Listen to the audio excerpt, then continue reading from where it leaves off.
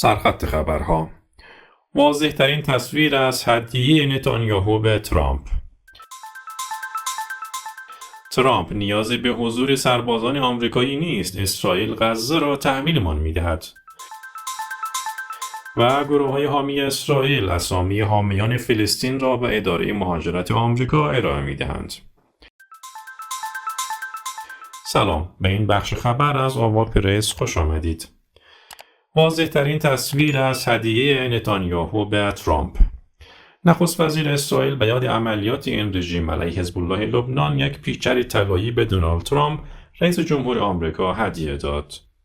بر اساس این گزارش یکی از مشاوران دفتر بنیامین نتانیاهو تصویری از پیچری که او به دونالد ترامپ هدیه داده را منتشر کرد. بر روی این پیچر نوشته است با هر دو دست فشار دهید. دفتر نخست وزیر اسرائیل گزارش داد که رئیس جمهور آمریکا در واکنش به این هدیه گفت که این یک عملیات بزرگ بود. ترامپ نیازی به حضور سربازان آمریکایی نیست، اسرائیل غزه را تحویلمان می‌دهد. دونالد ترامپ در تازه‌ترین اظهار نظر خود در مورد طرح جنجالی‌اش برای جابجایی ساکنان غزه می‌گوید نیازی به استفاده از سربازان آمریکایی برای اجرای این طرح نیست و ارتش اسرائیل بعد از پایان درگیری‌ها در غزه این منطقه را تحویل واشنگتن خواهد داد. ترامپ با انتشار پستی در شبکه اجتماعی ثروت سوشیال متعلق به خود نوشت نوار غزه پس از پایان درگیری‌ها توسط اسرائیل و ایالات متحده واگذار می‌شود و هیچ نیازی به حضور سربازان آمریکایی نیست. رئیس جمهور آمریکا همچنین بار دیگر بر بازسازی این منطقه به دست شرکت‌های آمریکایی و تبدیل آن به ریویرای خاورمیانه تأکید کرد. او گفت ایالات متحده با همکاری تیم‌های بزرگ ساخت و ساز از سراسر جهان با آرامی و با دقت ساخت و ساز را آغاز می‌کند که یکی از بزرگترین و شگفت‌انگیزترین پروژه‌های توسعه‌ای از نوع خود در جهان خواهد شد.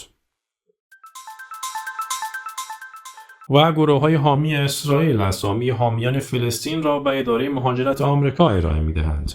بر اساس گزارش جدیدی از The Intercept، گروه‌های حامی اسرائیل در آمریکا در حال جمع‌آوری فهرستی از فعالان طرفدار فلسطین هستند تا آن را به مقامات مهاجرتی برای اخراج ارائه دهند. این رسانه تحقیقاتی نشان داده است که برخی گروه‌ها در تلاشند تا از فرمان اجرایی اخیر رئیس جمهور ترامپ که خواستار اخراج بیگانگان مقیم که قوانین ما را نقض می‌کنند حمایت کنند.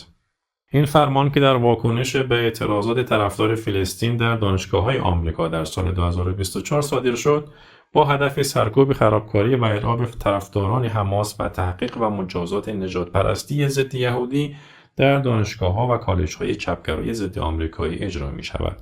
گزارش دی انترسپت که گروه‌های بدتار آمریکا مادران علیه یهودستیزی در دانشگاه‌ها، اتحاد یهودیان شیکاگو و مجموعه شرون اقدام به جمع‌آوری فهرست‌های از حامیان فلسطین کردند تا آن را به مقامات مهاجرتی به اشتراک بگذارند یا مستقیما از طریق یک سیستم جایزه مورد آزار و اذیت قرار دهند.